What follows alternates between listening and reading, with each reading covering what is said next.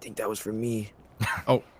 Ow. Ow. Hey guys, welcome back. I hope you're having a great day or night or whenever you're watching this. If you're new here, be sure to check out my website. There's a link down below in the description. There you'll find my past projects, my past commissions, my store, and my info section. It'll give you an idea of the kind of work that I do here on this channel, as well as on twitch.tv/suspicioustumble. Those of you who watch my streams probably already know that I don't just stream art, I also stream GTA roleplay most nights of the week. So that's why today we are going to be looking at how I made the ANimALz vest that you see behind me. It's designed by a friend of mine who also plays the game.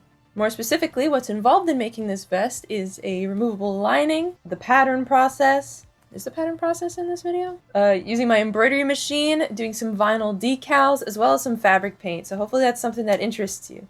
You guys want to talk, or do you just want to poke me and burn all my fucking tattoos?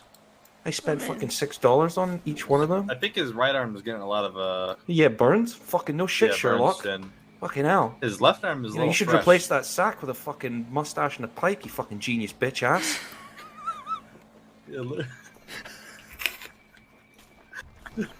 Turns out the pattern process was in this video, sort of. I'm using a pattern I have that's closest to the design and draping it over my mannequin to check the size and to change a few seams. I was lucky enough to find a leopard print denim from a seller on Etsy, so I'm using that for the majority of the pattern pieces. Others are cut out of a different leopard print and tiger print fabric. I believe I got these on fabric.com. Since the weight of some of these fabrics differ, I'm ironing the less stiff ones to some fusible interfacing. I feel like I never do this step the same from one project to another. In this case, I'm avoiding my iron touching the interfacing itself and just fusing it to the pieces enough to cut the border. Then I'm ironing it fully.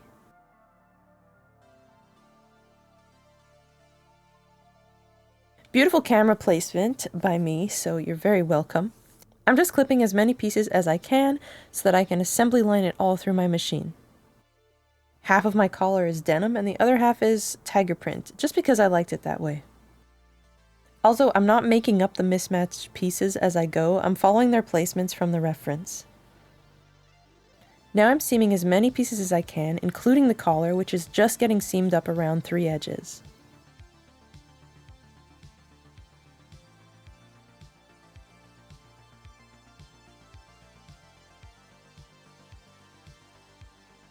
Speaking of the collar, to turn it nicely inside out, I'm clipping triangles in the curve to avoid bulk. Before I connect more pieces, I'm ironing the seams to one side. The front pockets got seamed together like the collar and ironed. Now I can top stitch all of the currently sewn on pieces for extra detail and stability. I'm using a triple stitch since it stands out a lot more, and some of the pieces are getting 2 rows. I did try my top stitching with a red thread, but I didn't end up liking what it looked like. I thought it would look different in my head, but that was not the case. I left the edges of the pockets stitchless so that I can sew it to the front of the vest with fresh stitches. And of course, I sewed that on away from the seam allowance so it wouldn't get closed up when sewing the shoulder portion of the vest.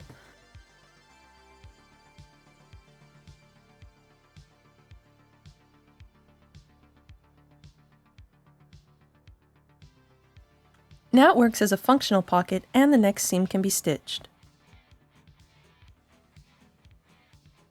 For the front closure, I interfaced some black fabric and now I'm sewing it to the edge and giving it a nice press. Only now does the collar get seamed on. To protect these edges from fraying, I'm overlocking the edge before stitching it down. There's a few ways to bind the arm's eye, but I decided to complicate my life by patterning the opening and making it like a casing or something. I often wonder what something would look like if I made it the next day or the day before, since chances are it would look different and I would have maybe come up with a different way to do it. This right here was a choice though. Not that I don't like the way it looked in the end, but yeah, anyways, I sewed it onto the armhole.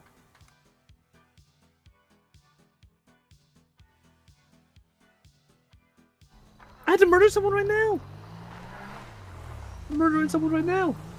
Oh! I forgot my keys. Now for the lining. Here's a little trick I like to do to cut faux fur, is to use an X-Acto on the underside of the fabric so you're not cutting directly into the fibers.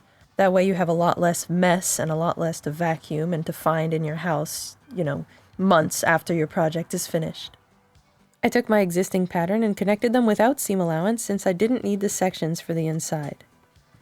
I traced them to a gray leopard print faux fur and repeated the process of connecting the pieces.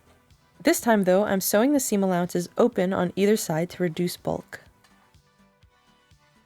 I set that aside and cut some long rectangles for the lower border of the vest. It's slightly offset because I want there to be a thin border of denim on the bottom, so when I iron them in half, it folds nicely along the seam allowance.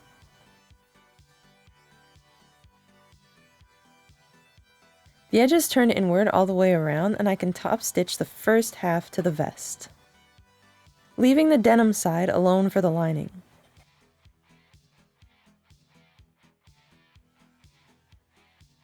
The only stitching the denim side gets is to secure the fold in the border and give it some more detail along the edge. Before moving along with the lining, I'm hand stitching some faux fur to the top of the arm's eye. There are much better ways to do removable linings, but this was my first time. I'm lining the zippers up on either side and on the bottom edge and then corresponding them to the edges on the lining.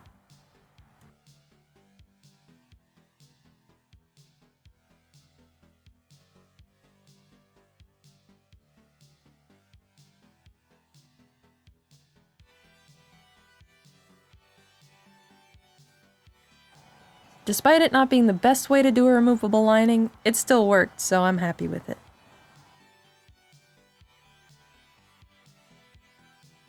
This leaves the top edge of the armholes open, so I'm binding the edges with some gray bias tape. I have way too much of this and I can't really remember which project it got abandoned from. I'm sewing Velcro for the top of the armhole and snaps for the neckline. The reason for the removable lining is that there's going to be a lot of fabric paint on this vest and I'm worried about putting it through the wash often, so this way I can wash the lining. Now I can top stitch what's left and prepare everything else. Yeah, he got ghost wedgie. She got gravel wedgie? He got gravel, Grove Street gravel wedgie, boy. Oh, That's not what happened. That's not what Grove happened. Street Shut gravel up. wedgie. What's up? Shut up, man. That's not what happened. I heard it. I heard you. Heard You what, had a man? phone call. Shut up, Zink. You're being really mean. What? Alex, what's up, man? As you can see, there's a lot of patches that go on the vest. I digitized all of these patches that go on the vest using PE Design before sending them to my embroidery machine.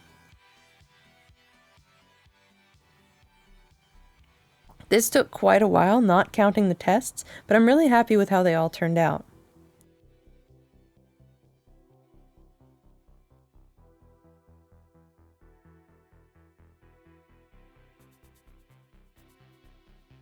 And between all of that, I set up my projector and projected the logo on the back and slightly traced it with a Sharpie.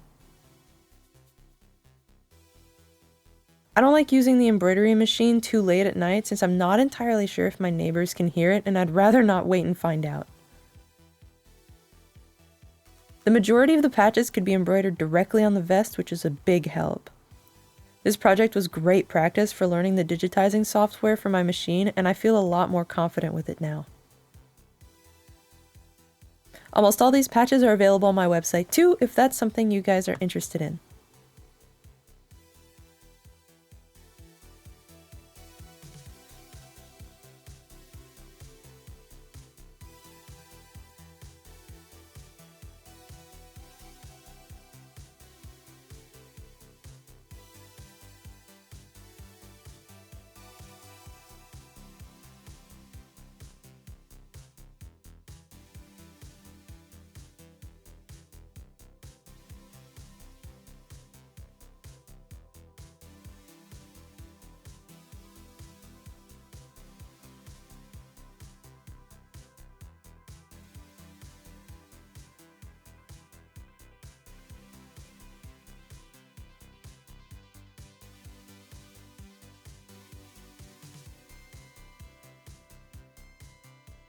The patches that I couldn't embroider directly on the vest got an adhesive backing and were ironed on.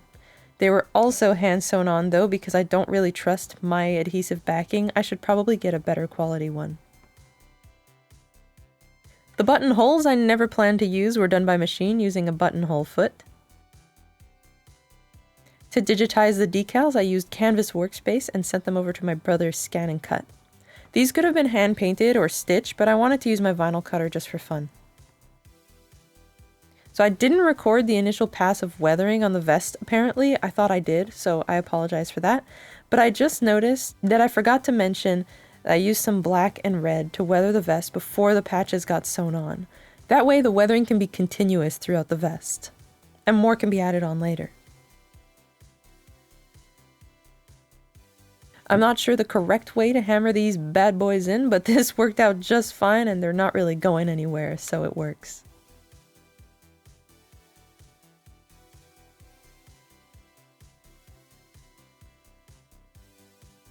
The buttons I also never planned to use get sewn onto the edge, and for some reason I chose to sew them on the correct way even though it takes longer and I'm never going to use them. Hold on. Oh! Yeah, there it goes. Come on, come on, come on.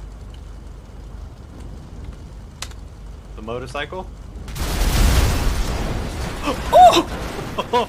Holy shit, that was metal. For fabric paint, I'm using textile medium from Folk Art and some cheap Craft Smart paint. I figured I'd at least use good quality medium. The first layer does absorb a bit, but I kept building it up slowly but surely.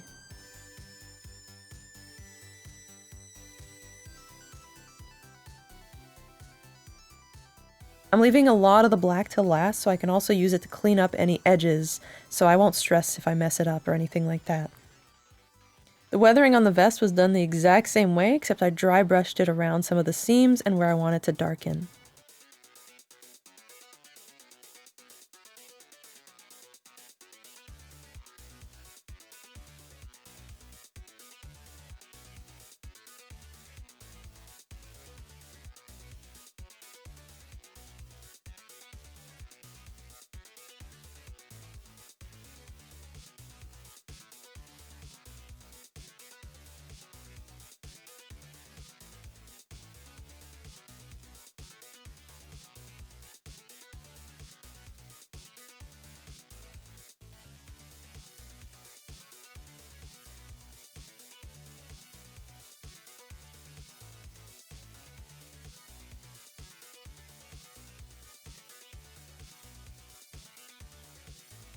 I find the best way to do nice, precise, continuous outlines is to have a decent amount of paint on your brush so you can get as much as you can out of one stroke. This goes for makeup as well.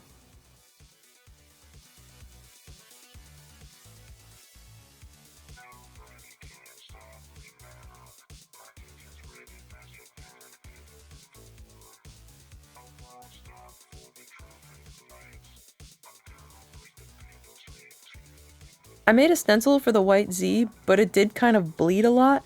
Luckily, it doesn't matter because I can clean it up with some shading and some weathering, which is the next step to ruin the nice, clean painting I had just done.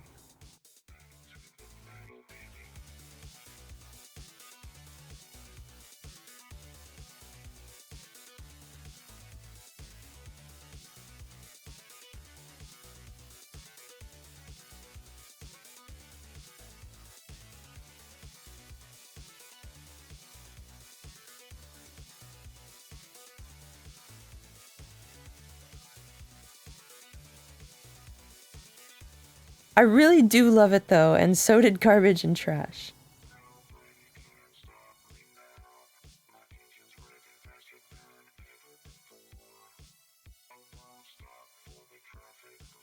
Like I said earlier in the video, I do stream everything on Twitch, so if you guys are interested in that, there's links down in the description. There's also a link to the Discord if you guys are into the whole Discord thing and you want to share the stuff that you make, or if you just want to follow what other people are making if you're not a creator yourself.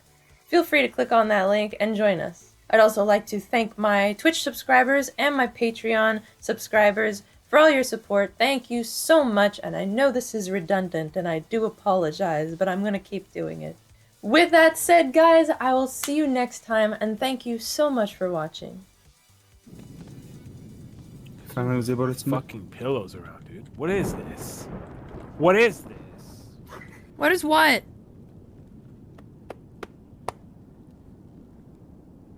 Pussy. I don't know what he's doing. What are you doing? Who? You're being weird. Someone move my pillows around. I'm trying to move them right. Are you fluffing your pillows? Yes. Is that absurd? What is that? What We're kind of sleeping on the question ground. Does it really matter? I think if it matters the most if I'm sleeping on the ground. I sleep on the ground more than you Oh my sleep on the God, ground. Who has been fucking with my shit?